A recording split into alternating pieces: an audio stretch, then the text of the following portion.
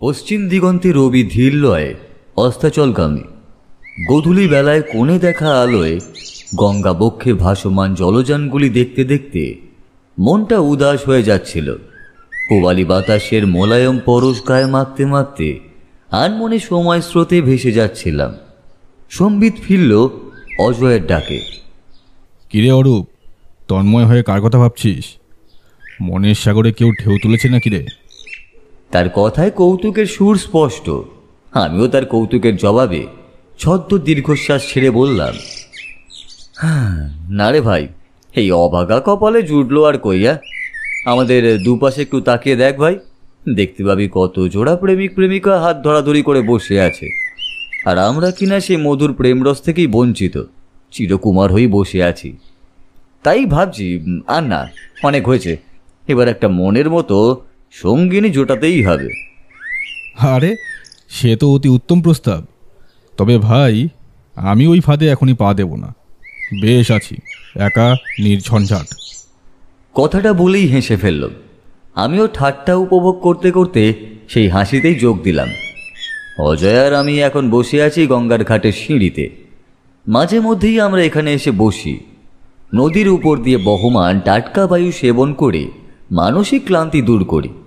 আমি হলাম অরূপ নিয়োগী, পেশায় একজন লেখক। লেখক হিসাবে সবে একটু আধটু পরিচিতি লাভ করতে শুরু করেছি। অজয় আর আমার মধ্যে বন্ধুত্ব বহুদিনের। স্কুল লাইফ থেকেই আমাদের বন্ধুত্বের শুরু হয়েছে। অজয় মৌলিক একজন এক্স আর্মি ম্যান। ইস্পাতের মতো বজ্রকঠিন তার শারীরিক কাঠামো। বেশ কয়েক বছর ইন্ডিয়ান আর্মিতে সার্ভিস করার পর কোনো এক অজ্ঞাত কারণে স্বেচ্ছা অবসর নিয়েছে। বর্তমানে একটা ডিটেকটিভ এজেন্সি খুলেছে। স্কুলের সময় থেকেই দেখেছি অসাধারণ বুদ্ধিমত্তার অধিকারী সে, আর সেই সঙ্গে আছে তীক্ষ্ণ পর্যবেক্ষণ ক্ষমতা এবং ধৈর্য। যে কোনো কঠিন পরিস্থিতিতে মাথা ঠান্ডা রেখে সিদ্ধান্ত নিয়ে পরিস্থিতি সামলাতে পারে সে। আর এই ক্ষমতার দৌলতে ইতিমধ্যে সে বেশ কয়েকটি রহস্যের সমাধান করে ফেলেছে। অমায়িক ব্যবহার, শানিত বুদ্ধি আর বলিষ্ঠ দৈহিক গঠনের অধিকারী আমার বন্ধুটির ব্যক্তিত্ব এক কথায় অনবদ্য। আমাদের দুজনের বাড়ি একই পাড়ায়। অজয় তাদের বাড়ির নিচের তলায় একটা সদর ঘর ডিটেকটিভ এজেন্সির অফিস হিসাবে ঠিক করেছে। সেখানেই আমাদের আড্ডা জমে। কেউ কোনো সমস্যা নিয়ে এলে ওই ঘরেই বসতে দেওয়া হয়। আজও দুপুরে ওই ঘরে খানিকক্ষণ আড্ডা দিয়ে তারপর বিকেলে হাওয়া খেতে বের হয়েছি।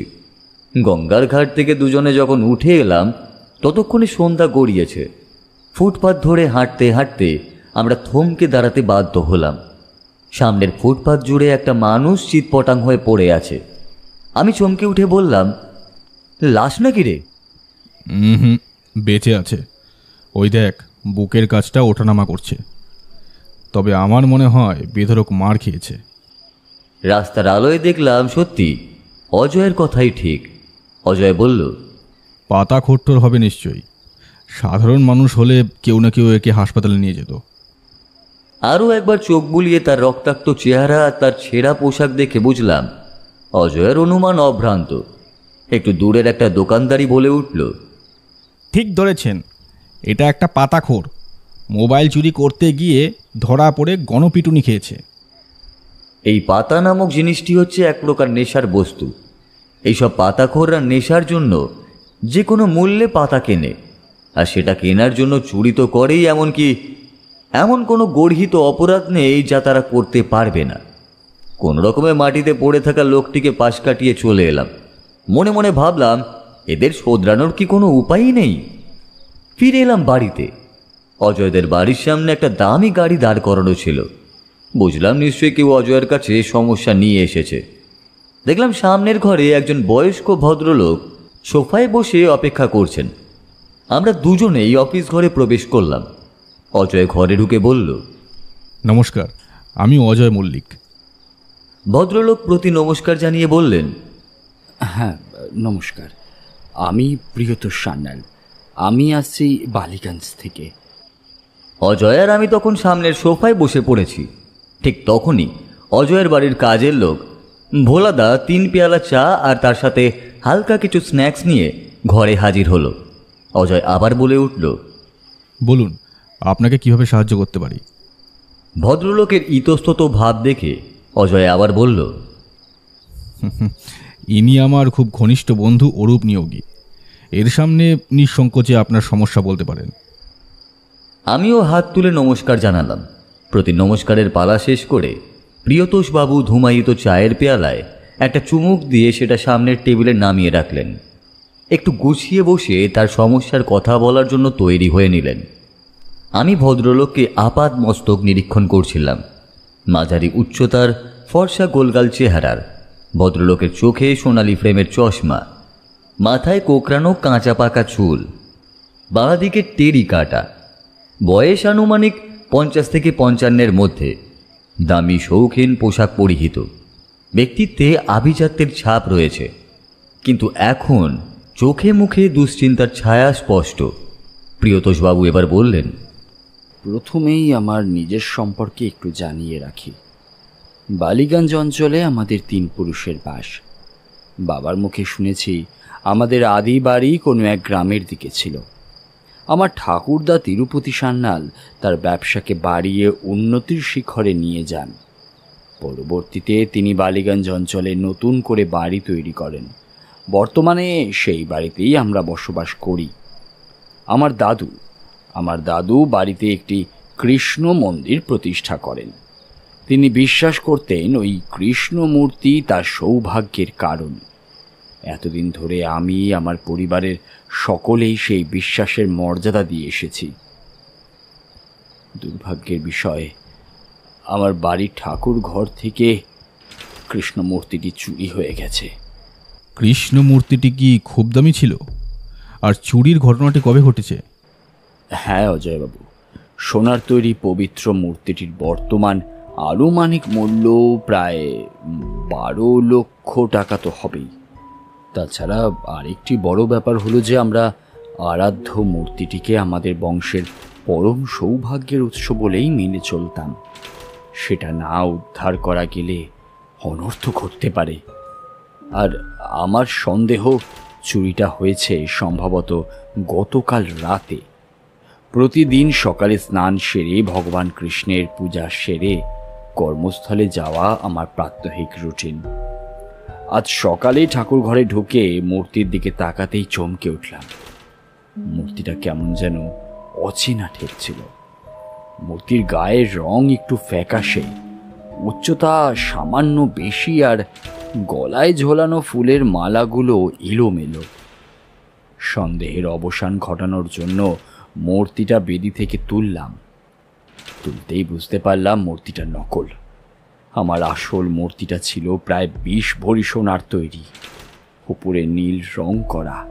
বাইরে থেকে বোঝা যেত না আজ সেটা সোনার তৈরি, কিন্তু নকল মূর্তিটা বেশ ভারী কোনো ধাতুর তৈরি। ব্যাপার স্যাপার দেখে তো আমার মাথায় যেন আকাশ ভেঙে পড়ল। বংশ পরম্পরায় প্রাপ্ত সৌভাগ্যের প্রতীক মূর্তিটাই শেষ পর্যন্ত চুরি হয়ে গেল। এ বিষয়ে পুলিশকে কি জানিয়েছেন? হ্যাঁ অজয়বাবু, জানিয়েছিলাম। বাড়িতে পুলিশ এলে অতিথিদের সন্দেহ থেকে বাদ দেবে না, তাতে তারা অসম্মানিত বোধ করতে পারেন। কি করব বুঝে উঠতে পারছিলাম না। শেষে পুলিশকে খবর দিই। পুলিশ এসে গতানুগতিকভাবে সকলকে জিজ্ঞাসাবাদ করে। অবশ্য আমার এক পিসি বাড়ি চলে যেতে চাইছিলেন। আমি তাকে কয়েকদিন আমাদের বাড়িতে থেকে যেতে অনুরোধ করেছি। বাকি অতিথিদের সকলকেই আরও কয়েকদিন থাকবার কথা বলেছি। কয়েকদিন আগে আপনার রহস্যভেদ সম্পর্কে আমি কাগজে পড়েছিলাম। তাছাড়া আপনার ডিটেকটিভ এজেন্সির বিজ্ঞাপনও আমি কাগজে দেখেছি। ঠিকানা সেখানেই দেওয়া ছিল, তাই ফোন না করেই সরাসরি আপনার কাছে ছুটে এসেছি। আপনার সাহায্য আমি পাবো তো? প্রিয়তোষবাবুর অস্থির অবস্থা বুঝে অজয় এবার তাকে আশ্বস্ত করে বলল, নিশ্চয়ই সাহায্য পাবেন, তবে তার আগে বলুন আপনার কেন মনে হচ্ছে চুরিটা গতকাল রাতেই হয়েছে? পরশুদিন জন্মাষ্টমীর পূজা হয়েছে। আমাদের বাড়িতে বেশ জাঁকজমক করেই জন্মাষ্টমীর অনুষ্ঠান পালিত হয়। পরের দিনও কিছু অতিথি থাকেন, জমিয়ে খাওয়া দাওয়ার আয়োজন করা হয়। পূজার পরের দিন রাতে ঘুমাতে যাওয়ার আগে যখন ঠাকুর প্রণাম করতে গিয়েছিলাম, তখন সব কিছুই ঠিকঠাক ছিল। পরিবর্তনটা আজ সকালে ধরা পড়েছে। আমার কাছে ব্যাপারটা অবিশ্বাস্য। কেউ কৃষ্ণ মূর্তি চুরি করতে পারে এ আমি স্বপ্নেও ভাবিনি। তারপর তিনি পকেট থেকে একটি ছবি বের করে অজয়ের হাতে দিলেন। আমি উকি মেরে দেখলাম সোনার কৃষ্ণ মূর্তির ছবি। অজয় ছবিটা নাড়াচাড়া করতে করতে বলল, এ বিষয়ে আপনার কাউকে সন্দেহ হয়? কাকে আর সন্দেহ করব বলুন তো? বাড়িতে অতিথিরা সবাই নিজের লোক, আর যে কজন কাজের লোক আছে সকলেই তো তারা বিশ্বস্ত। আমার আরও কিছু প্রশ্ন করার আছে, তবে সেগুলো ঘটনাস্থল পরিদর্শন করে তারপর জিজ্ঞেস করব। যত তাড়াতাড়ি সম্ভব আপনি তদন্ত করে আমার সুবর্ণ কৃষ্ণ উদ্ধার করে দিন অজয়বাবু। ওই মূর্তি না পেলে আমার পরিবারের ওপর দুর্ভাগ্য নেমে আসবে। আর প্রতি বছর বাড়িতে মহা ধুমধাম করে জন্মাষ্টমী উৎসব পালন করার উৎসাহ হয়তো আর থাকবে না। পারিবারিক ট্র্যাডিশন বোধ হয় আর রক্ষা করতে পারবো না। এখনই এত ভেঙে পড়বেন না। আপনি যখন আমার হাতে কেসটা দিতে চাইছেন, তখন আমি আমার সাধ্যমতো নিশ্চয়ই মূর্তিটি উদ্ধার করতে চেষ্টা করব। বেশ তো, তাহলে কখন যেতে চান আমার বাড়িতে? এখনই যদি আপনার সঙ্গে যেতে চাই, আপত্তি আছে কি? না না, আপত্তি কিসের? বরং এখন আপনি গেলে আমি স্বস্তি পাবো।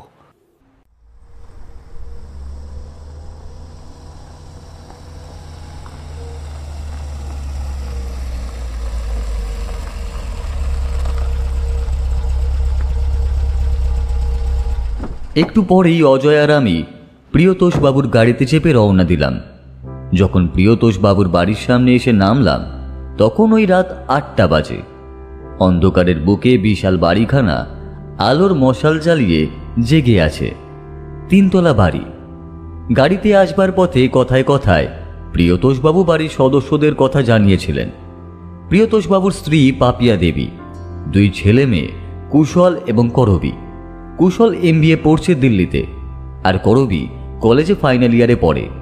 প্রিয়তোষ বাবুর ভাই সন্তোষ বাবু প্রিয়তোষ বাবুর একই ব্যবসায় অংশীদার। তার স্ত্রী তিশা আর তাদের একমাত্র কন্যা রীতা। রীতা কলেজে প্রথম বর্ষের ছাত্রী।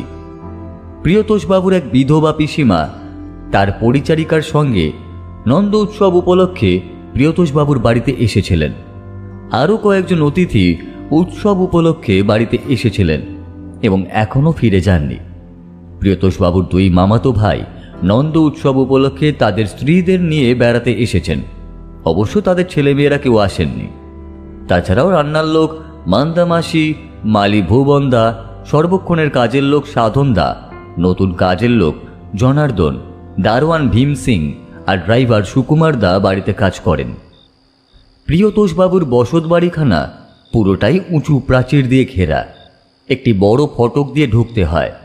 অল্প আলোতেও আন্দাজ করা যায় পুরনো আমলের মোটা কারুকার্য সমন্বিত স্তম্ভ দেওয়া বাড়িটার সৌন্দর্য এখনও ম্লান হয়ে যায়নি। একতলায় বড় বৈঠকখানা। বাড়ির বাইরের পাশের দিকে সযত্ন লালিত সুদৃশ্য বাগান। বাগানে রকমারি সুগন্ধি ফুলের উপস্থিতি জানান দেয় মালিকের পুষ্পবিলাসিতার কথা। নিচের তলায় একদিকে চাকর বাকরদের থাকবার জন্য ঘর, দোতলার একপাশে ঠাকুর ঘর, তার উপরে কোনো ঘর নেই। প্রিয়তোষবাবু আমাকে আর অজয়কে নিয়ে নিচের বৈঠকখানায় বসালেন।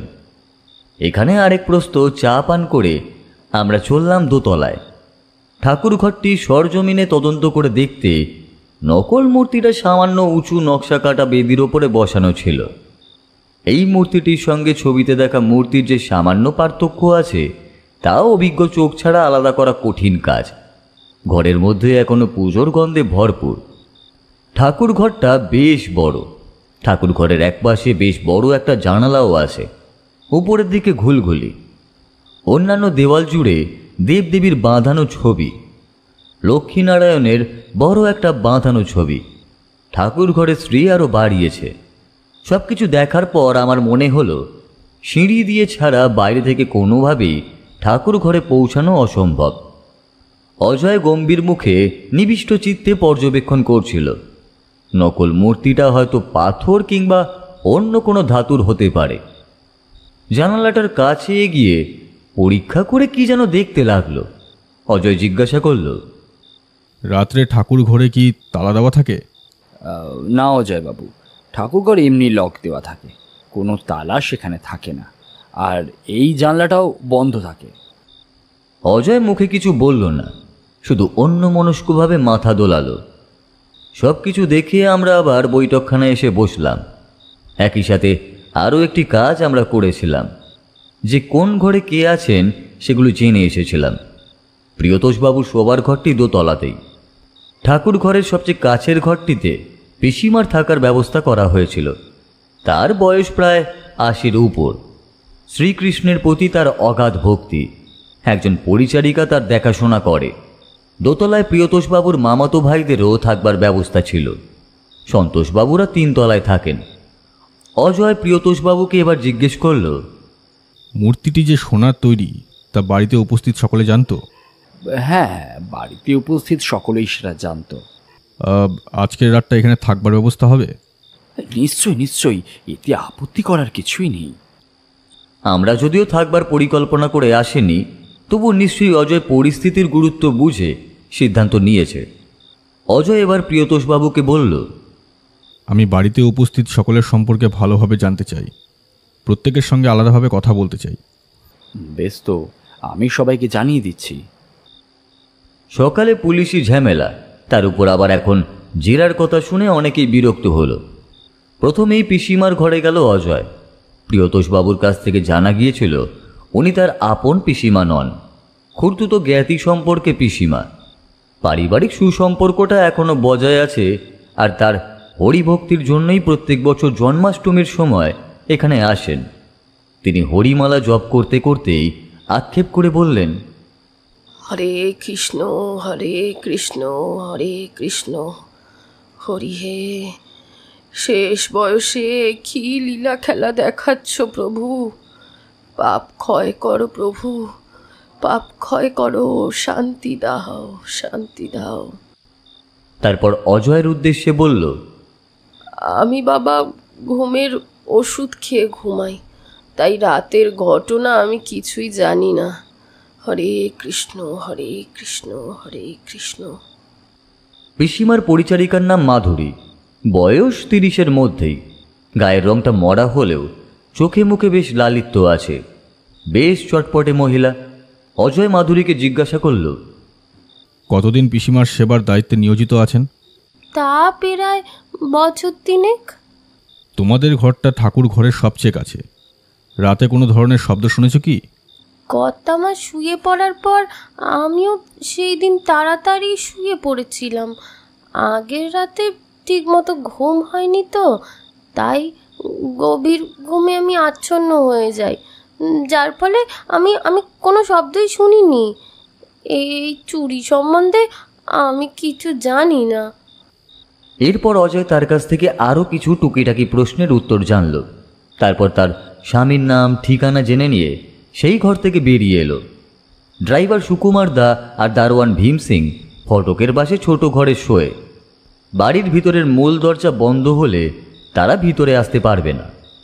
অজয় এবার ভীম সিং আর সুকুমার দাকে চুরি রাতে কাউকে দরজার বাইরে বেরোতে দেখেছে কিনা জিজ্ঞেস করল। দুজনেই এ বিষয়ে কোনো আলোকপাত করতে পারল না। মান্দামাসি আর মালি ভুবনদা রাতে বাড়ি ফিরে যায়, তবুও তাদের ঠিকানা নিয়ে রাখল অজয়। এরপর সাধনদার পালা। সেই বাড়িতে সবচেয়ে পুরনো এবং বিশ্বস্ত ভৃত্য। সে জানালো চুরির রাতে সেও অঘরে ঘুমিয়েছে। সাধনদাকে জেরা করে একটি অজানা তথ্য জানতে পারা গেল। 1 সপ্তাহ আগে বাড়ির নতুন কাজের লোক জনার্দনকে একা ঠাকুর ঘরে ঢুকতে দেখা গিয়েছিল, সেজন্য অবশ্য সে বকুনিও খেয়েছিল। এরপর নতুন কাজের লোক জনার্দন ঘরে ঢুকল। বয়স খুব বেশি নয়, আন্দাজ 25 কি 26 বছর হবে। কালো রোগাটে গরম। সাধনদা ও জনার্দন রাত্রে বাড়ির ভেতরে চাকরদের থাকার ঘরগুলোতেই থাকে। অজয় তাকে জিজ্ঞেস করল, কতদিন এ বাড়িতে কাজ করছো? আগে বাবু তা প্রায় মাস তিনেক হবে। আগে কোথায় কাজ করতে? আগে গ্রামে চাষবাস করতাম। গরিবের সংসারে বাবু খালি চাষবাস করে অন্ন জোটে না, তাই এই বাবুর বাড়িতে যা করে কাজ খাটতে আইছি। বাবু, চুরির ব্যাপারে আমি কিছু জানি না বাবু। দোতলার ঠাকুর মন্দিরে ঢুকেছিলে কেন? বাড়িতে অসুস্থ মায়ের জন্যে মনটা কেমন যেন উথাল পাথাল করে উঠল, তাই মনকে শান্ত করার জন্য শ্রীকৃষ্ণের কাছে প্রার্থনা করতে গিয়েছিলাম। অজয় আর তাকে বিশেষ প্রশ্ন না করে তার ঠিকানাটা লিখে নিল। একে একে কাজের লোকসহ অন্যান্য সকলকে জিজ্ঞাসা করে প্রয়োজনীয় তথ্য জেনে নিল। প্রিয়তোষবাবুর মামাতো দুই ভাই বিজয়বাবু আর সুজয়বাবু দুজনেই ভীষণ বিরক্ত হয়েছিলেন। তারা মনে করেছিলেন তাদেরকে সন্দেহ করে জিজ্ঞাসাবাদ করাটা খুবই অপমানজনক। এমনকি সন্তোষবাবুও জেরার হাত থেকে বাদ গেলেন না। প্রায় ঘণ্টাখানেক পর কথাবার্তা শেষ করে অজয় আর আমি আমাদের জন্য নির্দিষ্ট করা ঘরে এসে বসলাম। অজয় চুপ করে বসে সবার সঙ্গে কথা বলে যা জানা গেছে সেগুলোই বিশ্লেষণ করছিল। আমি অজয়কে জিজ্ঞেস করলাম, কে চুরি করেছে তা কিছু বুঝতে পেরেছিস? এখনও সবই অস্পষ্ট, আরও একটু তদন্তের প্রয়োজন। হঠাৎ এখানে থাকবার দরকার হলো কেন? কাল সকালে এলেই তো চলতো নাকি? না অরূপ, আমার ধারণা মূর্তিটি এখনও এই বাড়িতেই আছে। কিভাবে? দেখ, বাড়ির বাইরের ফটকের পাশে দারোয়ান ঘুমায়। বাড়ির ফটকের মূল দরজায় ভেতর থেকে চাবি দেওয়া থাকে। চাবিটা দারোয়ানের কাছেই থাকে। চারদিকের প্রাচীর বেশ উঁচু এবং তার ওপর কাঁটাতার দেওয়া। ওখান দিয়ে আসা সহজ নয়। বাড়ির বারান্দা গ্রিল দিয়ে ঘেরা, তাহলে বাইরে থেকে কারোর পক্ষে বাড়িতে ঢোকা প্রায় অসম্ভব। মূর্তি বদল করে চুরি হলো, কিন্তু বাড়ির ভেতর থেকে কেউ চুরি করে পালিয়ে যায়নি। আর আমার অনুমান চোরের উদ্দেশ্য ছিল এমনভাবে মূর্তিটা বদল করা যাতে কেউ বুঝতে না পারে। তাই সঙ্গে সঙ্গে হয়তো পাচার করতে চায়নি বা পারেনি, পরে নিশ্চিন্ত মনে বিনা বাধায় বাড়ি থেকে যেত। দুর্ভাগ্যবশত মূর্তির সূক্ষ্ম পরিবর্তনটা প্রিয়তোষবাবুর চোখে ধরা পড়ে যায়। তারপর আজ এখনো পর্যন্ত সুযোগ পায়নি সরিয়ে ফেলার। রাতে পাচার করবার একটা সম্ভাবনা আছে, সেজন্য আজ রাতে আমি নিজে পাহারা দেব। পুলিশ তো সকলের ঘর ও ব্যাগ চেক করেও কিছু পায়নি, তাহলে? সেটাই তো রহস্য অরূপ। চোর খুবই চালাক। নকল মূর্তি কিংবা অন্য কোথাও হাতের ছাপ পাওয়া যাবে বলেও মনে হয় না। কোথায় মূর্তিটা লুকিয়ে রেখেছে সেটাই খুঁজে বের করতে হবে। মূর্তিটি না পাওয়া পর্যন্ত সরাসরি কারোর ওপর দোষারোপ করা যায় না। হ্যাঁ, দেখা যাক কি হয়। রাতের খাওয়া দাওয়া মিটিয়ে নিজেদের ঘরে ফিরে এসে আমি চিত হয়ে শুয়ে পড়লাম। অজয় জানালা দিয়ে তখনও চিন্তিত মুখে বাইরের দিকেই তাকিয়েছিল। শুয়ে থাকতে থাকতেই কখন যেন ঘুমিয়ে পড়েছিলাম। যখন ঘুম ভাঙল দেখলাম সকাল হয়ে গেছে। অজয় ফ্রেশ হয়ে একদম রেডি। ও কখন ঘুমালো আর কখনই বা জেগে উঠল একদমই বুঝতে পারিনি। অজয় বলল, তাড়াতাড়ি ফ্রেশ হয়ে নে, বাড়ি ফিরে অনেকগুলো কাজ আছে। রেডি হয়ে বৈঠকখানায় ঢুকতেই দেখলাম প্রিয়তোষবাবু সোফায় বসে আছেন। অজয় বলে উঠল, গুড মর্নিং। Good morning. তবে সেই সঙ্গে একটা ব্যাড নিউজও আছে অজয়বাবু। সেটা কীরকম? আজ সকালে আমার লাইব্রেরি রুমে একটা কাগজ খুঁজতে গিয়ে দেখি আলমারির ভেতরটা কে যেন ঘাঁটাঘাঁটি করেছে। দামি কিছু চুরি যায়নি বটে, তবে একটা চামড়া বাঁধানো ডায়েরি আমি খুঁজে পাচ্ছি না। আলমারিতে চাবি থাকে না? আর কিসের ডায়েরি ছিল সেটা? না, আলমারিতে চাবি দেওয়া থাকে না। আর ডায়েরিটা আমার দাদুর ছিল। বাবার মৃত্যুর পর একই ধরনের মোট দুটো ডায়েরি আমি হাতে পেয়েছিলাম। আপনাকে তো আগেই জানিয়েছি, দাদু তিরুপতি সান্যাল ব্যবসায় প্রভূত উন্নতি করেছিলেন। তার সঙ্গে আমার দাদুর শিকারের খুব নেশা ছিল। মাঝে মধ্যেই বন্ধুবান্ধব নিয়ে বেরিয়ে পড়তেন শিকারে। শিকার নেশা হলেও বেশ দক্ষ শিকারী ছিলেন আমার দাদু। অব্যর্থ নিশানার জন্য বিশেষ খ্যাতিও অর্জন করেছিলেন। ভারতের বিভিন্ন জঙ্গলে তিনি ঘুরে বেরিয়েছিলেন। অর্জন করা সেই সমস্ত অভিজ্ঞতাগুলো তিনি এই ডায়েরিতে লিপিবদ্ধ করতেন। ও হ্যাঁ, আরেকটা ব্যাপার, একটা ডায়েরি মিসিং হয়েছে বটে, তবে এই রকম আরেকটি ডায়েরি আমার শোবার ঘরের আলমারিতে রাখা আছে।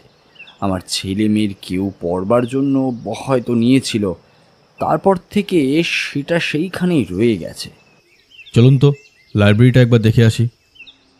লাইব্রেরি রুমটি একতলার বৈঠকখানার পাশেই। প্রিয়তোষবাবুর সঙ্গে পাশের লাইব্রেরি ঘরে এলাম। যে আলমারি থেকে ডায়েরি গায়েব হয়েছিল সেখানটা খুব ভালো করে দেখতে লাগলো অজয়। মুখে বলল, বাড়ির কেউ নিয়েছে কি না জিজ্ঞাসা করেছেন? হ্যাঁ, আমি তো সকলকেই জিজ্ঞাসা করেছি, কেউ নেয়নি বলছে। আমি লাইব্রেরির চারপাশটা চোখ বোলাচ্ছিলাম। এখানকার অন্দরসজ্জাও চমৎকার, প্রচুর বইপত্র আছে। অজয়ের কথায় আমার ঘোর কাটল। আর একটি ডায়েরি আছে বলছিলেন, সেটা কি দেখা যায় একবার? হ্যাঁ, নিশ্চয়ই দেখা যাবে। বলেই তিনি গিয়ে শোবার ঘর থেকে ডায়েরিটা নিয়ে এলেন। ততক্ষণে চা জলখাবার টেবিলে এসে গেছে। যথারীতি সেগুলোর সদ্ব্যবহার করে ডায়েরিটা নিয়ে নাড়াচাড়া করছিল অজয়। পাতার পর পাতা শুধু বর্ণনা। সেগুলো গল্প হিসাবে ছাপালে, রোমহর্ষক গল্প হিসাবে অসাধারণ হবে বলেই মনে হয়। পাতা উল্টে দেখা গেল শেষ অভিজ্ঞতাটা মধ্যপ্রদেশের জঙ্গলের মানুষ খেকো বাঘ শিকারের গল্প।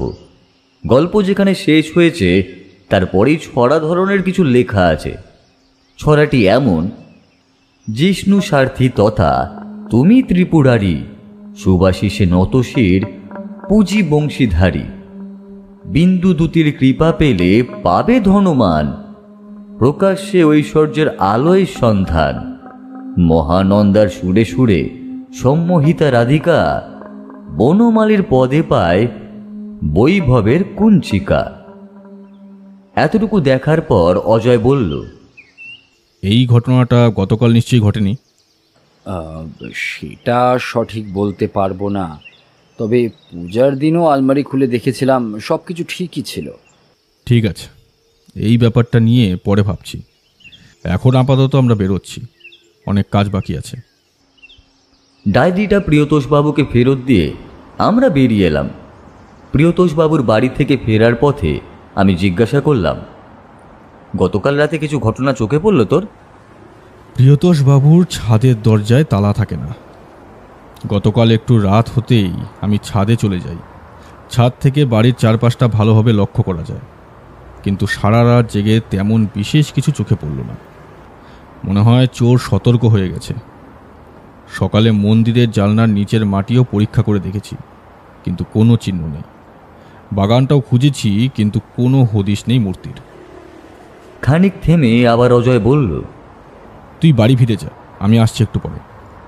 আমি যথারীতি নিজের বাড়িতে ফিরে এলাম। সারাদিন তার আর কোনো পাত্তা পাওয়া গেল না। রাত 8টার সময় দেখি অজয়ের ফোন। ফোনে ডাক পেয়ে অজয়ের কাছে গিয়ে আমি হাজির হলাম।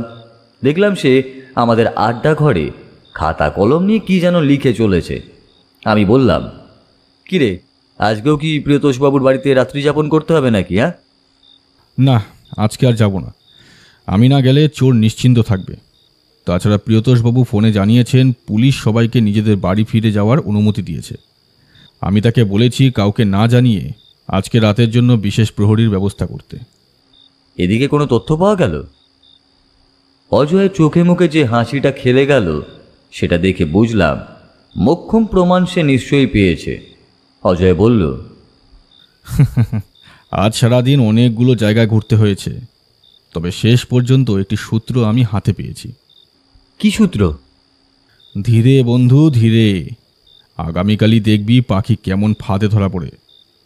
তবে একটা বিষয়ে খটকা থেকেই যাচ্ছে। বলেই সে চিন্তায় ডুব দিল। আমি আর জোর করলাম না। জানি অজয় এখনই সব কথা খুলে বলবে না। অজয় আমাকে পরদিন খুব সকালে তৈরি থাকার নির্দেশ দিল। পরদিন সকালে সেই মতো প্রিয়তোষবাবুর বাড়িতে এসে পৌঁছালাম। ঠিক সেই সময় প্রিয়তোষবাবুর পিসিমাকে নিয়ে তার পরিচারিকা মাধুরী গাড়িতে উঠতেই যাচ্ছিল। অজয় ছুটে গিয়ে নাটকীয়ভাবে তার সামনে গিয়ে দাঁড়ালো। মাধুরীর দুই হাতে দুটো ব্যাগ ছিল। হাতের ব্যাগ দুটো কেড়ে নিয়ে অজয় বলল, তোমার খেলা শেষ মাধুরী দেবী। সহসা মাধুরী অজয়কে ঠেলে দিয়ে ছুটে পালাতে চেষ্টা করল, কিন্তু সৈনিক অজয়ের হাত থেকে পালানো অত সোজা নয়। মাধুরীকে ধরে বাড়ির ভিতরে নিয়ে আসা হলো। মাধুরীর ব্যাগের ভিতর থেকে পাওয়া গেল 1 ফুট লম্বা মহামূল্যবান সেই কৃষ্ণ মূর্তি। সান্যাল পরিবারের বাকি সদস্যরা বৈঠকখানা ঘরেই উপস্থিত হলেন। প্রিয়তোষবাবু তো আনন্দে আত্মহারা হয়ে উঠেছেন। এত তাড়াতাড়ি যে সুবর্ণকৃষ্ণ উদ্ধার করা যাবে তা তিনি ভাবতেই পারেননি। প্রিয়তোষবাবু বললেন, অজয়বাবু, কি বলে যে আপনাকে আমি ধন্যবাদ জানাবো তার কোনো ভাষা নেই। তবে আপনার কাছে আমার একটা অনুরোধ আছে। আমরা সকলে জানতে আগ্রহী যে কিভাবে আপনি চোরকে ধরলেন। প্রথম দিন পারিপার্শ্বিক অবস্থা ও সকলের কথা শুনে আমি বুঝলাম চুরি যাওয়া মূর্তিটি কখনো বাড়ি থেকে পাচার হয়ে যায়নি।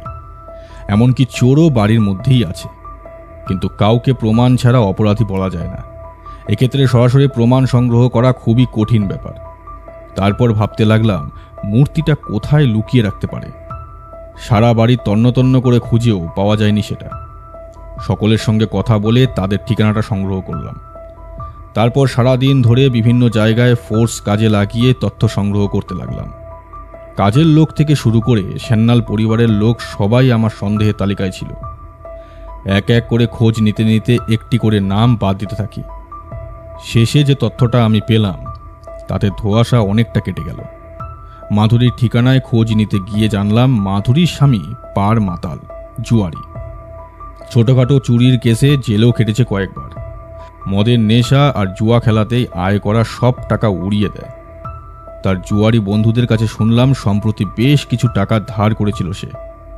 কারণ জিজ্ঞাসা করায় বলেছিল শ্রীকৃষ্ণের মূর্তি গড়াবে, তার দোয়াতেই নাকি সৌভাগ্যের সূচনা হবে, তখন সব ধার দেনা শোধ দেবে। আগেই দেখেছিলাম নকল মূর্তিটি ধাতুর তৈরি, তাই মাধুরীদের বাড়ির আশেপাশে খোঁজ নিলাম ওই ধরনের ধাতব মূর্তি কোথায় তৈরি হয়।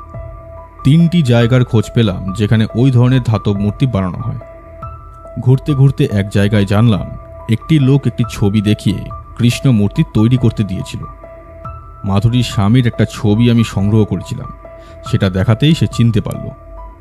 আমার ধারণা আগের বছরগুলিতে যখন মাধুরী এই বাড়িতে এসেছিল তখনই সোনার কৃষ্ণ মূর্তির ব্যাপারে জেনে থাকবে, আর মূর্তির ছবি সংগ্রহ করে স্বামীর সঙ্গে মিলে পরিকল্পনা করে মূর্তি বদলে চুরি করবে। এরপর মাধুরীর দিকে তাকিয়ে বলল, কি ঠিক বলছি তো?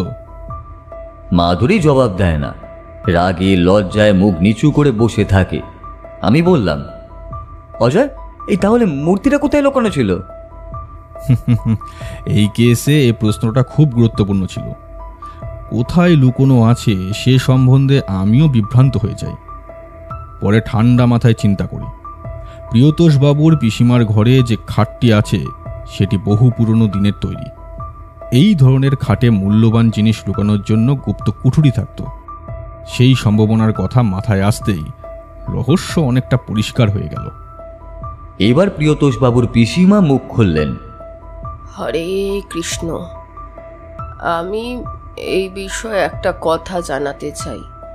মাধুরী আর যাই করুক, আমার যত্নে ওর কোনো ত্রুটি নেই। সুখ দুঃখের অনেক কথাই ও আমাকে বলতো। আমি ওর কাছে পুরনো দিনের গল্প করার সময় ওই ঘরের খাটের গুপ্ত কুটুরির কথা বলেছিলাম, এমনকি কিভাবে খুলতে হয় সেটাও দেখিয়েছিলাম। স্বর্ণকৃষ্ণের কথাটা ও জানতো, তবে আমি গুণাক্ষরেও টের পাইনি যে এই অসৎ কাজ ও করেছে। হায় নন্দদুলাল, এ তুমি কি করলে? মাধুরী এবার ফুঁপিয়ে কেঁদে উঠল। কেঁদে কেঁদে মাধুরী বলতে লাগলো,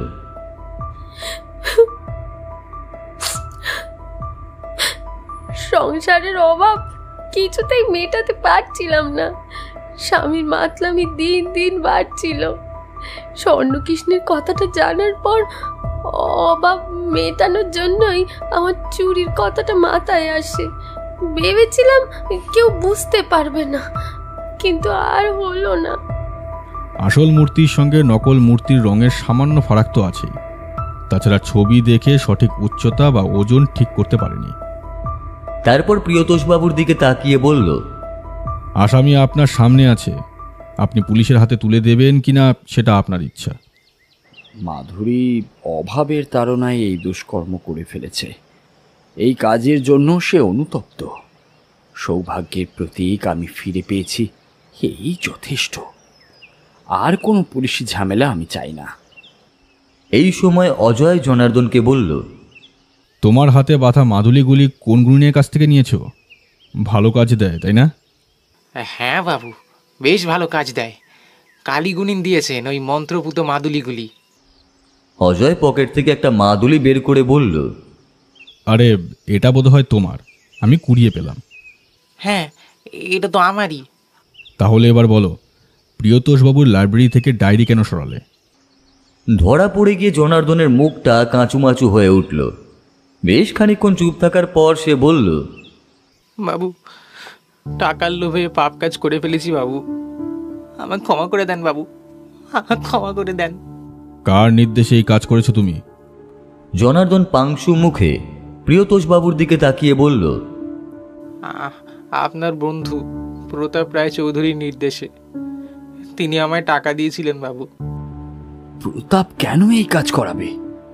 আপনার দাদুর ডায়েরি চুরি আর সুবর্ণ কৃষ্ণ চুরির ঘটনা এক আশ্চর্য সমাপতন বলা চলে। দুটো ঘটনার মধ্যে যোগসূত্র আছে কিনা সেটা আমায় ভাবিয়ে তুলেছিল, কিন্তু তদন্ত করতে গিয়ে ডায়েরি চুরির জায়গা থেকে একটি মাদুলি আমি কুড়িয়ে পাই, যেটা ছিল আপনার নতুন কাজের লোক জনার্দনের। আমি লক্ষ্য করেছিলাম ওর বাহুতে এরকম আরও কয়েকটি মাদুলি বাঁধা আছে, সেই জন্য ওকে চাপ দিতেই আসল সত্য উন্মোচন হলো। জনার্দন রান্নাঘরে লুকিয়ে রাখা ডায়েরি বের করে আনল। প্রিয়তোষবাবু অবশ্য জনার্দনকেও তখনই তাড়ালেন না। প্রিয়তোষবাবুর বন্ধু প্রতাপবাবুর ডায়েরি চুরির উদ্দেশ্যও বোঝা গেল না। প্রিয়তোষবাবু দুঃখ প্রকাশ করে বললেন, ছি ছি ছি, প্রতাপ শেষ পর্যন্ত এই কাজ করাতে পারলো। সুবর্ণ কৃষ্ণ উদ্ধার হলো। প্রিয়তোষবাবুর কাছ থেকে ডায়েরি দুখানা অজয় চেয়ে নিয়ে এসেছিলেন বাড়িতে। দুদিন পরে একদিন দুপুরে সেই দুখানা ডায়েরি হাতে নিয়ে বেশ খানিকক্ষণ ধরে পাতা উল্টোতে থাকল। কী রহস্য লুকিয়ে আছে এর মধ্যে যে চুরি করার দরকার হলো? ডায়েরিতে মলাট সমেত সবটুকু পরীক্ষা করে সন্দেহজনক কিছুই পাওয়া যায়নি। চুরি যাওয়া ডায়েরির লেখাগুলো নিছক শিকারের অভিজ্ঞতা। অজয়ের বেশ ইন্টারেস্টিং লাগলো। যেই ডায়েরিটা চুরি যায়নি সেই ডায়েরির শেষ শিকারের কাহিনীটাতে। এতক্ষণ ডায়েরির পাতায় মনোনিবেশ করে থাকা অজয়কে আমি বিরক্ত করিনি, কিন্তু এবার বেশ অধৈর্য হয়েই বললাম, কী রে অজয়, এই সুবর্ণকৃষ্ণের রহস্য তো উদ্ঘাটন করলি, এখন তবে ডায়েরি নিয়ে বুঁদ হয়ে রইলি কেন? হ্যাঁ? আমার প্রশ্নের জবাবে অজয় মুখ তুলে চাইল, বলল, কী কারণে ডায়েরিটা চুরির দরকার হলো সেই রহস্য যতক্ষণ না সমাধান করি ততক্ষণ আমার শান্তি নেই। আমিও অজয়ের এই অভ্যাসের সঙ্গে পরিচিত। নিগুড়ো সত্যের সন্ধানে দিনরাত এক করে পরিশ্রম করতে সে পিছু পা হয় না। এবার অজয় উৎসাহের সঙ্গে বলল, দেখ, মনে হচ্ছে একটা ক্ষীণ সূত্র আবিষ্কার করতে পেরেছি। কীরকম শুনি? অজয় আমার দিকে ডায়েরির পাতা খুলে এগিয়ে দিল। দেখলাম শেষ শিকার কাহিনীর বর্ণনা। আমাকে অবাক হতে দেখে অজয় বলল, পুরোটা পড়ে দেখ একবার, তারপর বলছি। আমিও পড়তে শুরু করলাম। তিরুপতিবাবু বর্ণনাতে যা লিখেছেন তার কিছুটা তুলে ধরলাম। যখন আমি আর আমার দুই সঙ্গীকে নিয়ে মধ্যপ্রদেশ রাজ্যের একটি অখ্যাত স্টেশনে এসে পৌঁছালাম, তখন সন্ধে হয়। বন দপ্তরের গাড়ি আমাদের জন্য অপেক্ষা করছিল। সেই গাড়িতে বন বাংলোয় পৌঁছতে প্রায় রাত্রি 8টা বেজে গেল। বন দপ্তরের বড় কর্তা প্রদীপবাবু আমাদের জন্য অধীর আগ্রহে বসেছিলেন। বন দপ্তরের বড় কর্তা প্রদীপ সেন ছিলেন আমার বিশেষ বন্ধু। কর্মসূত্রে মধ্যপ্রদেশের এই অঞ্চলে থাকলেও কলকাতা ছিল তার মাতৃভূমি, তাই যোগাযোগ ভালোই ছিল। তার ডাকেই সেই সুদূর বাংলা থেকে আমরা এখানে এসেছি। জঙ্গলি হিংস্র বাঘের শিকার আমাদের আগমনের উদ্দেশ্য। আমার সঙ্গে আছে রতন চৌধুরী আর শৈবাল তপাতার। আমরা একসঙ্গে অনেক শিকার অভিযানে গিয়েছি। জঙ্গলের এই অংশ জুড়ে আদিবাসীদের বসবাস। কাছাকাছি অঞ্চলে হীরের খনি আছে। অনেকেই হীরের খনিতে কাজ করে। তবে এই সময় এমন একটি বিভীষিকার আবির্ভাব হয়েছে, তাতে আদিবাসীরা অতিষ্ঠ হয়ে বন দপ্তরের সাহায্য প্রার্থনা করেছে। হিংস্র নরখাদক বাঘের হাতে বেশ কয়েকজন প্রাণ দিয়েছে। কখন কোন সময় আক্রমণ হয় সেজন্য সকলে তটস্থ হয়ে আছে। স্থানীয় বন দপ্তরের শিকারীরা ব্যর্থ। রাতে টুকিটাকি আলোচনা সেরে নিয়ে বন মোরগের মাংস আর লুচি দিয়ে রাতের খাবার খেয়ে শুয়ে পড়লাম। এখানে আসার আগে শুনেছিলাম ভয়ানক জঙ্গলের কুটিল রূপের কথা, কিন্তু বহু অভিজ্ঞতার কারণে আমরা সেই ভয় কাটিয়ে এসেছি। পরদিন সকাল থেকেই গোটা গ্রামের আদিবাসী মানুষদের সঙ্গে কথা বললাম। কথায় কথায় মানুষ খেকোর বিচরণ ক্ষেত্র সম্বন্ধে একটা স্পষ্ট ধারণা তৈরি করলাম। সেই অনুযায়ী ফাঁদ পাতলাম। একটা মহিষের বাচ্চাকে টোপ হিসাবে রেখে মাচা বাঁধলাম গাছের ওপর। কিন্তু পরপর দুরাত অপেক্ষা করে কেটে গেল, তবু ফাঁদে পা দিল না বাঘটি। এত চতুর প্রাণী আমি আগে দেখিনি। তৃতীয় দিনে সকলে অধৈর্য হয়ে উঠল। তৃতীয় রাতে তখন মধ্যরাত্রি। আগের রাতগুলোতে জেগে কাটিয়ে শরীর বেশ ক্লান্ত ছিল, সেজন্য একটু যেন ঢুরুনি ধরেছিল। খস খস শব্দে চমকে উঠলাম। মহিষের বাচ্চাটাও অস্থির হয়ে উঠেছিল।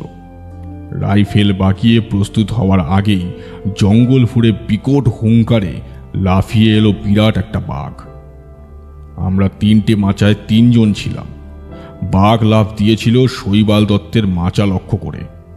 যদিও মাচা পর্যন্ত বাঘটি লাফিয়ে পৌঁছালো না, কিন্তু অপ্রস্তুত অবস্থায় চমকে ভয় পেয়ে শৈবাল মাচা থেকে গড়িয়ে নিচে পড়ে গেল। তারপরেই একটা মানুষের গগন বিদারী মরণ আর্তনাদ শোনা গেল। ততক্ষণে আমাদের বাকি 2 জনের রাইফেল গর্জে উঠেছে, পরপর 3 বার। নরখাদকের গায়ে গুলি লাগতেই গঙ্গাতে গঙ্গাতে সেটা মাটিতে পড়ে গেল। চাঁদের আলোয় তখন পড়ে আছে 2টি লাশ, একটি মানুষের আর একটি পশুর। ভোরবেলা খবর পেয়ে আদিবাসীদের গ্রাম থেকে লোকেরা এসে লাশগুলো তুলে নিয়ে গেল।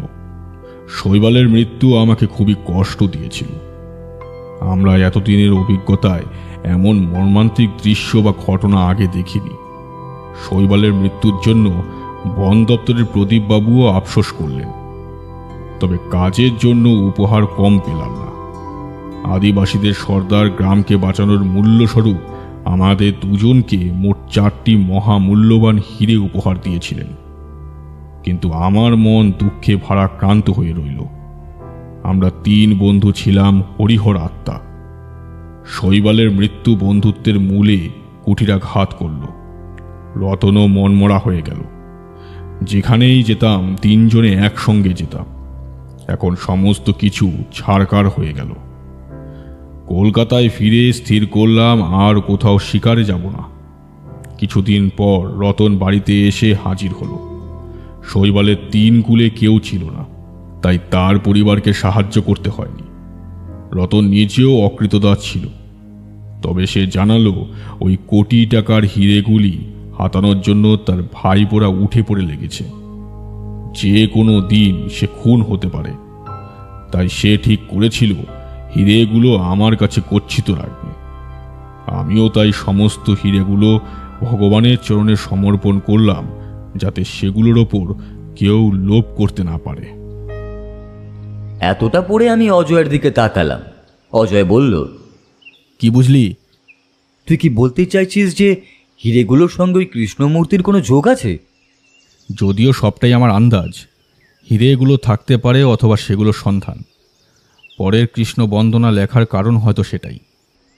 কৃষ্ণ বন্দনা আমি আবার পড়ে দেখলাম, জিষ্ণু স্বার্থী তথা তুমি ত্রিপুরারি, সুবাশিসে নত শিরে মুজি বংশীধারী, বিন্দু দূতির কৃপা পেলে পাবে ধনমান, অপ্রকাশ্য ঐশ্বর্যের আলোয় সন্ধান, মহানন্দার সুরে সুরে সম্মোহিতা রাধিকা, বনমালীর পদে পায় বৈভবের কুঞ্চিকা। এই সময়ের মধ্যেই অজয় প্রিয়তোষবাবুকে ফোন করল। প্রিয়তোষবাবু সন্ধ্যাবেলা বাড়িতে আসবার জন্যই আমন্ত্রণ জানালেন। কথা মতো সন্ধ্যায় আমি আর অজয় প্রিয়তোষবাবুর বালিগঞ্জের বাড়িতে এসে উপস্থিত হলাম। প্রিয়তোষবাবু খুবই আনন্দিত ছিলেন। চা পান করতে করতেই বললেন,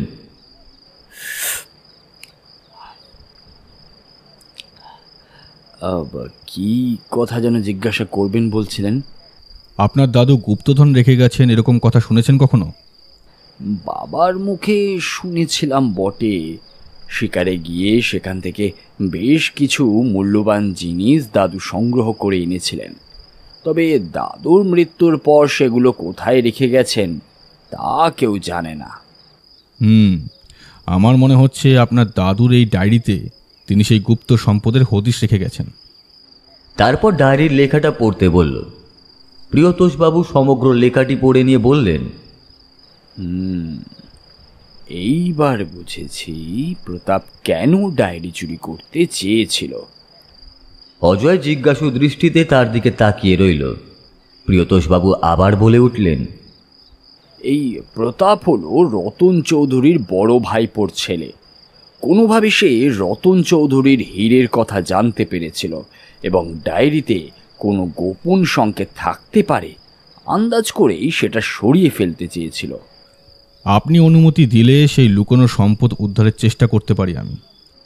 এতে আমার আর কি আপত্তি থাকতে পারে, বরং গুপ্তধন পেলে শ্রীবৃদ্ধি হবে। সেই দিন প্রিয়তোষবাবুর বাড়ি থেকে বিদায় নিয়ে বাড়ি ফিরে এলাম। পরের দিনটি অজয় পুরোটা সময় চিন্তামগ্নভাবেই কাটালো। আমি রাতে জানতে চাইলাম, কিরে হেয়ালি ছড়ার মানে কিছু উদ্ধার করতে পারলি? মনে হয় কি ইঙ্গিত করতে চাইছে সেটা অনুমান করতে পেরেছি। আমি উৎসুক্য প্রকাশ করলেও অজয় ব্যাখ্যা দিল না। বলল, কাল সকালে প্রিয়তোষবাবুর বাড়ি যেতে হবে, রেডি থাকবি।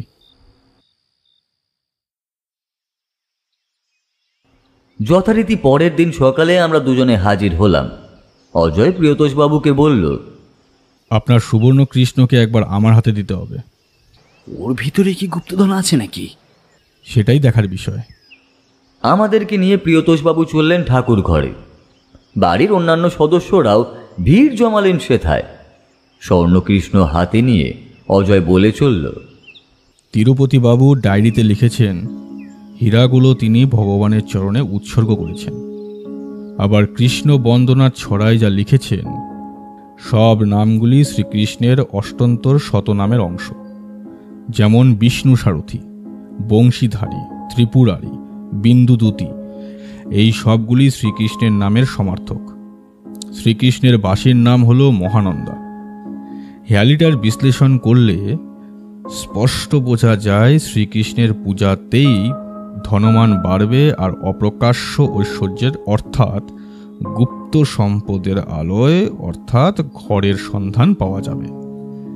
হেয়ালিটার বিশ্লেষণ করলে স্পষ্ট বোঝা যায় শ্রীকৃষ্ণের পূজাতেই ধনমান বাড়বে আর অপ্রকাশ্য ঐশ্বর্যের অর্থাৎ গুপ্ত সম্পদের আলোয় অর্থাৎ ঘরের সন্ধান পাওয়া যাবে। তারপরে আবার বলা হয়েছে বনমালীর পদে পায় ভৈরবের কৃষ্ণিকা, অর্থাৎ শ্রীকৃষ্ণের চরণে এমন কিছু আছে যা গুপ্তধনের গুপ্ততার।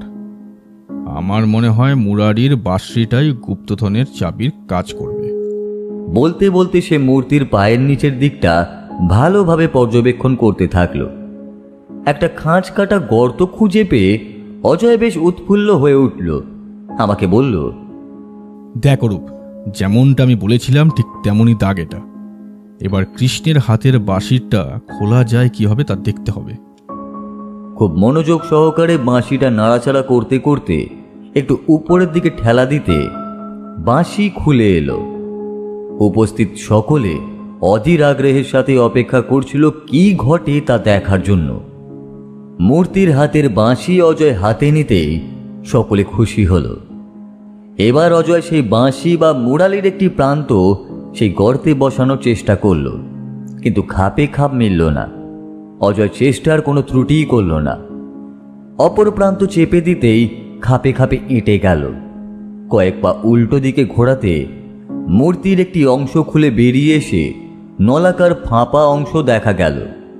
সকলের কৌতূহল, ভিতর থেকে কি হিরে বেরিয়ে আসবে? কিন্তু না, হিরে বেরোলো না। তার বদলে বেরিয়ে এলো একটি পাকানো কাগজ। প্রিয়তোষবাবু হতাশ সুরে বললেন, হিরে নেই। বাড়ির সদস্যরাও নিরাশ হলো। আমি অজয়কে বললাম, কিসের কাগজ রে এটা? অজয় কাগজটা মেলতে মেলতে জবাব দিল, মনে হচ্ছে আরেকটি সংকেত।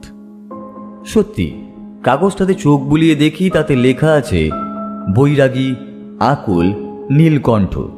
তারপর একটি ছক কাটা আছে যাতে 9টি ঘর আছে।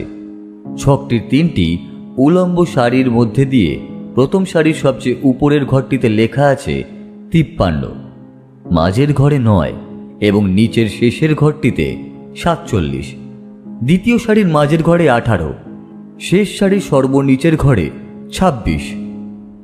লেখাগুলি দেখে আমার কোনো কিছুই বোধগম্য হলো না। এদিকে অজয়ের দিকে তাকিয়ে দেখলাম ধাঁধার সমাধানে একাগ্র হয়ে চিন্তা করে চলেছে। প্রিয়তোষবাবুর কথায় তার চিন্তার জাল ছিন্ন হলো। প্রিয়তোষবাবু বলছিলেন, কতদিন যে অপেক্ষা করতে হবে কে জানে। আমায় 2-1 দিন সময় দিন, হেয়ালিটি নিশ্চয়ই সমাধান করব। সেদিন সেখান থেকে বিদায় নিয়ে ঘরে ফিরে এলাম। হেয়ালি লেখা কাগজটা অবশ্য প্রিয়তোষবাবুকে দিয়ে এসেইছিলাম। পরদিন অজয় আড্ডার ঘরে বসে মোবাইলে তুলে আনা হেয়ালির ছবিটা দেখছিল। আমি তার পাশে গিয়ে বসলাম। জিজ্ঞাসা করলাম, কিরে, কিছু বুঝতে পারলি? অনেকটা স্পষ্ট হয়ে গেছে। একটা জায়গায় এসে থেমে গেছি। যতটা বুঝেছি তার সঙ্গে এবার বাস্তবে কতটা মেলাতে পারবো সেটাই দেখার। আমার জানার ইচ্ছে থাকলেও জানতাম অজয় এখন কিছুই জানাবে না। বেলার দিকে দুজনে বালিগঞ্জে প্রিয়তোষবাবুর বাড়িতে গিয়ে দেখলাম সেখানে প্রতাপ চৌধুরী নামের লোকটি উপস্থিত। লোকটির দিকে ভালো করে দৃষ্টি ফেলতেই বুঝলাম লোকটি ভীষণ ধূর্ত স্বভাবের। শুনলাম তিনি নিজ কৃতকর্মের জন্য প্রিয়তোষবাবুর কাছে ক্ষমা চেয়ে নিয়েছেন। প্রিয়তোষবাবু উদার প্রকৃতির লোক, তিনিও ক্ষমা করে দিয়েছেন। অজয় প্রিয়তোষবাবুকে বলল, আপনার ঠাকুর ঘরে একবার যেতে হবে। সবাই মিলে চললাম দোতলার ঠাকুর ঘরে। অজয় ঠাকুর ঘরের দেওয়ালে রাখা লক্ষ্মীনারায়ণের বড় ছবিটার সামনে গিয়ে দাঁড়ালো।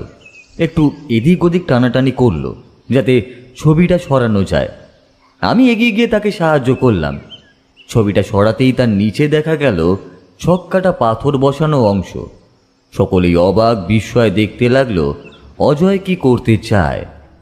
পাথরের মতো অংশটা লক্ষ্য করলে বোঝা যায় আলাদা আলাদা মোট 9টি ঘর আছে সেখানে। আমার মনে পড়ে গেল হেয়ালি লেখা কাগজটিতে ছকের ঘর সংখ্যা ছিল 9টি। অজয়কে সে কথা বলতেই যাচ্ছে ঠিক তখনই লক্ষ্য করলাম ছক্কাটা পাথরের ঘরগুলোতে সে চাপ দিচ্ছে। একটা চাপা উত্তেজনা সকলের মধ্যেই ছিল। সকলে কয়েক মিনিট রুদ্ধশ্বাসে অপেক্ষা করতে লাগলাম। অজয় পাথরগুলোতে চাপ দেওয়ার পর হাত সরাতেই চাপা গুড়গুড় শব্দ শোনা গেল। পাথর বসানো অংশটা যেন সরে গিয়ে গুপ্ত কুঠিরের দেখা মিলল। প্রিয়তোষবাবুর মুখ থেকে বেরিয়ে এলো একটা কথা, গুপ্তধন। অজয় মোবাইলে টর্চ জ্বেলে কুঠিরের ভিতর থেকে বের করে আনলো সুদৃশ্য একখানা বাক্স। অজয় বাক্সখানা প্রিয়তোষবাবুর হাতে দিল। উত্তেজনায় প্রিয়তোষবাবু কাঁপছিলেন। কাঁপা কাঁপা হাতে বাক্স খুলতেই 4টি হিরে 2টি চোখ ধাঁ দিয়ে দিল। বাড়ির সকলেই ঠাকুর ঘরের সামনে ভিড় জমিয়েছিল। এর মধ্যেই হঠাৎ প্রতাপ চৌধুরী বাক্সটা নিজের হাতে নিয়ে দেখতে লাগলেন। তারপর হঠাৎ পকেট থেকে একটা রিভলভার বের করলো। আমাদের দিকে রিভলভার তাক করে বলল, এই খবরদার, খবরদার, কেউ নড়বেন না, যে এগোবে সেই কিন্তু মরবে। বলতে বলতে হাতের বাক্সটা বগল দাবা করে নিয়ে দরজার দিকে গেল। বাড়ির সব সদস্যদের দিকে রিভলভার তাক করতেই সবাই ভয়ে আর্তনাদ করে উঠল। প্রতাপ চৌধুরী চেঁচিয়ে বলল, আমি গাড়িতে না ওঠা পর্যন্ত কেউ নিচে নামবে না। বলে সে নিচে নেমে গেল। পাশে দাঁড়ানো অজয় তড়িৎ গতিতে দৌড়ে গিয়ে অদ্ভুত মিলিটারি কায়দায় নিচে লাফিয়ে পড়ল। তার চাল চলন তখন হিংস্র সাপদের মতন। প্রতাপ চৌধুরী তখন গাড়িতে উঠতেই যাচ্ছিল। অজয় তাল বুঝে মোক্ষম খুশিতে প্রতাপকে কাবু করল। অসাবধানতাবশত রিভলভার থেকে একটি গুলি ফসকে বেরিয়ে গেল। সেই গুলিটা অবশ্য কারোর গায়ে লাগলো না। হিরেগুলো ফিরে পেয়ে প্রিয়তোষবাবু অজয়কে অশেষ ধন্যবাদ জানালো। ক্ষমা চাইবার পরও মানুষ কিভাবে বিশ্বাসঘাতকতা করে সেটা প্রতাপবাবুকে না দেখলে বোঝা যেত না। তারপর কয়েকটা দিন কেটে গেছে। উপযুক্ত পারিশ্রমিকের সঙ্গে অঢেল প্রশংসাও জুটেছে। এক বিকেলে গঙ্গার ঘাটে বসে এক ফাঁকে অজয়কে জিজ্ঞাসা করলাম, কিভাবে বুঝলি যে গুপ্তধন ওই জায়গায় আছে? দেখ, দ্বিতীয় হেয়ালি ধাঁধায় লেখা ছিল 1 বৈরাগী, 2 আকুল, 4 নীলকণ্ঠ। এখন লক্ষ্য করলাম সংখ্যা অনুযায়ী লেখাগুলো থাকলেও 3 সংখ্যাটি নেই। আরেকটু চিন্তা করতেই বুঝলাম 1. বৈরাগীর 1 নম্বরের অক্ষর বই। 2. আকুলের 2 নম্বরের অক্ষর কু। 4.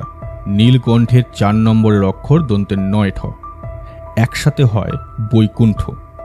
আর লক্ষ্মী নারায়ণের থাকার জায়গাকে বলা হয় বৈকুণ্ঠ।